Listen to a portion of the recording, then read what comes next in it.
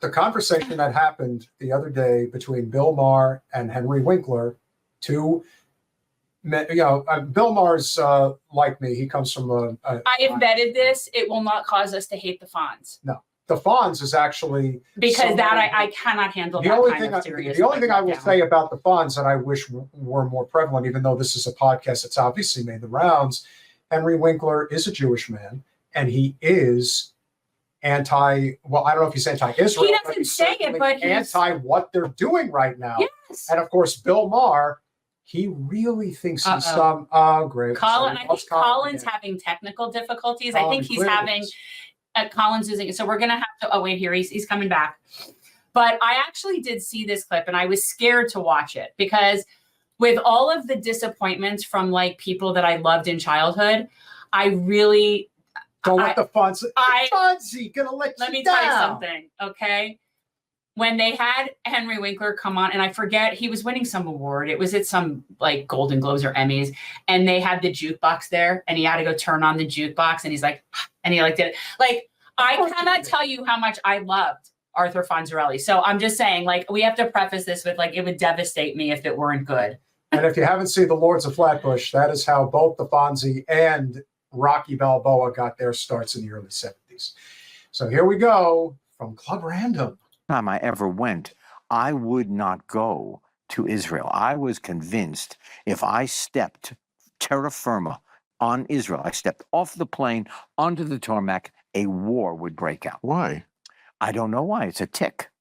Well, that's more than a tick. Yeah. That's psychotic. Yeah. Well, thank you. What? I mean, why you stepping off the plane? No, not me. Just bad timing. Bad timing. Well, I wouldn't cause the war. Oh, I see. I would just be in the middle of I thought they were like, the Fonz. Hey, it's on. Henry's here. Allahu Akbar, the Fonz. Really? This is the last straw. Oh, my God. The Fonz is in Israel. Now we have to get them into the sea. Yeah. Oh. What about their prime minister? Are we allowed to talk about that? Of course. You can talk about anything. That's what I love about this. I really think that he knows if, God forbid, he steps down or the war is over, he's in jail. I mean, that's possible, and we hear that a lot. I mean, it's interesting. I believe it to my core. Yeah, well, you don't know that could be the case. You don't know what's in a person's heart. Whether that's true or not, you can still be supportive of the decisions he's making, which I am. Okay. It's very naive, I think, that this could go any other way. Right. And any other country in the world would not be expected to act any differently. If you get attacked, you get to fight back. And the war doesn't end when you start fighting back, which they always want with Israel. He's such a douchebag, pompous piece of shit. Wannabe elitist anyway. Okay, first of all, the prison break on October 7th was not an invasion from a foreign nation. Just wasn't. We've covered it. And actually, the majority of people that were killed on October 7th were killed by Israel. Yeah. Inconvenient truth again. Yeah, again. And so also the whole, I am so sick of with Kamala and Trump, everybody with the dead babies and enough. What about it's just not true. And this, I hate giving him airtime. I saw a much shorter clip where it was just the part where Winkler points out. We can speed this up after he makes it. When somebody, you know what, a lot of what you're saying is true. However, I think that there are parents, there are families that are hurting because the hostages are not. Yes, and it's the job of a statesman and a leader and a prime minister to think long term and not just short term. Like, if they don't eliminate Hamas, you're such an idiot. You're such a fucking idiot. Eliminate Hamas. How's that going? How are you doing that? How are you doing it? You haven't. If they haven't been able to defeat, think about how pathetic Israel's military is. They have not been able to defeat people in a confined space the size of Cleveland in almost a year. Yeah. People that don't even have equipment to shovel their own people out of rubble. This is also this is a lifelong trained military that can't defeat people that don't have weapons. They can't. It's really unbelievable. Yeah. And now they want to see what happens with Hezbollah. Do you know why? Good luck with that. Because they're privileged pussies who actually value their lives more than others. What that means is that their beliefs are not that strong. If you guys haven't had the chance, go and watch Greg Stoker. Comment on all of the footage of all of the Israeli soldiers like doing stuff like where he's like, yeah, you're shooting at nothing, you don't know what you're doing. Like, it's so funny watching him review the footage. They're not going to eliminate Hamas. Hamas is an idea, not a group of people. That's a bullshit thing. It's not bullshit. Well, let me tell you something. They've said that for years. I just read, I think, Sam Harris on this, and he said it right. I know Sam. Okay, great. I like love Sam. Great. I'm glad we both do. Yeah. And he said this thing we've heard a lot of times. You can't kill an idea. He said, well, we did after World War II. Until now. We did kill a lot of Japanese, and that was unfortunate. Right. But, I mean,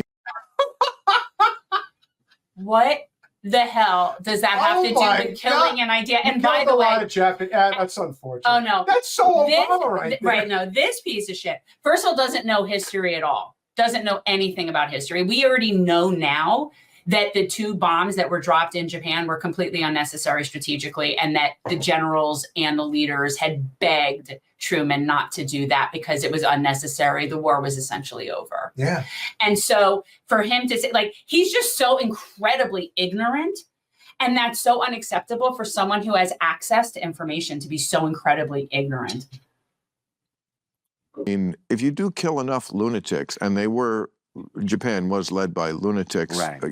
Died of the last person and a lot of suicide bombing and all that. Very similar to what we see with radical Muslims. Right. Suicide bombing, cult of martyrdom. Right. Okay, so Japan became our good friend. So let's not pretend that you can't actually get to the root of this. It is difficult. I'm not pretending. No. I truly believe that in this particular case, you will not. You don't think that all those people that are now homeless and their families are destroyed, you don't think that they are now I think you have Hamas to make calculations.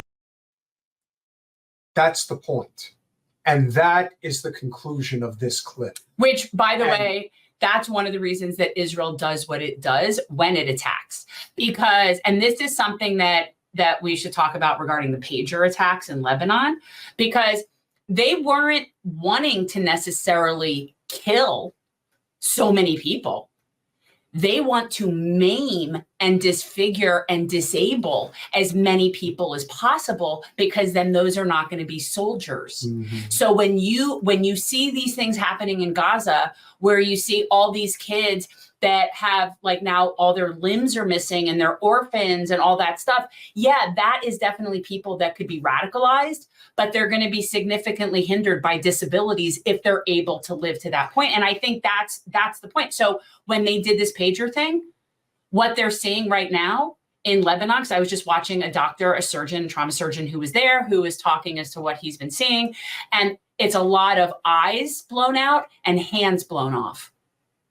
Because these were pagers, and they weren't where the explosions were so big. It's just that they happened all over the place. Somebody could have been driving, and so there's all this collateral damage, but they sought to disfigure and disable. Can I just say what a complete jackass Bill Maher is? I don't even want to play him anymore. And how he just completely interrupts his guests like they don't matter. Like their opinion doesn't matter. And the Fonz had exactly what the whole point of this is just a very reasonable person. It is, you can't kill an idea. What you are going to do, which they've already done, is you've created the next, like, 9/11, because you have effectively destroyed hundreds of thousands of lives. Destroyed them. And they will seek their revenge. Now, not all of them will. But they will. You don't need that many people. Don't need that many. You only need a dozen. Look what happened. I know. How many hijackers were there on 9/11? 19. How many of their families were ruined for decades? Now all of a sudden, notice that they weren't Palestinian, though. No. Notice Saudi that. Arabia. Notice how they weren't Palestinian. And they weren't from Iraq. Who knew? Oh, who could have thought? Who could have thought?